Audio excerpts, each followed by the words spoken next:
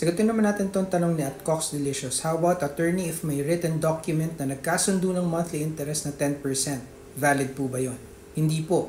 Sa kaso ng Manila Credit Corporation versus Ramin S. Virumal et al., GR number 258526, na dinesisyonan noong 11 January 2023. Sinabi ng korte na hindi porket suspended ang aplikasyon ng ceiling sa taas ng interest under sa usury law dahil sa Central Bank of the Philippines Circular number 905-82 ay nangangahulugan na pwede nang magpataw ng anumang halaga ng interest. Sa kasong ito, sinabi ng Korte Suprema na ang 42% per annum na interest sa utang o may katumbas na 3.5% kada buwan ay unconscionable o exorbitant at ito ay contrary to moral sa ilalim ng Article 1409 ng Civil Code, kaya ito ay walang bisa. Ang ibig sabihin nito, kahit suspendido ang batas na nagtatakda ng ceiling sa interest at may kalayaan ng mga partido na pumasok sa isang kontrata, ang mga probisyon ng nasabing kontrata tulad ng halaga ng interest ay hindi dapat labag sa batas, moralidad, good customs, public order o public policy. Dahil dito, ang buwan ng interest na 10%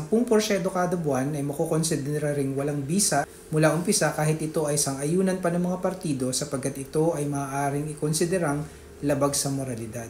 Nawa ay nasagot ko po ang tanong ninyo. Please like and follow for more content like this.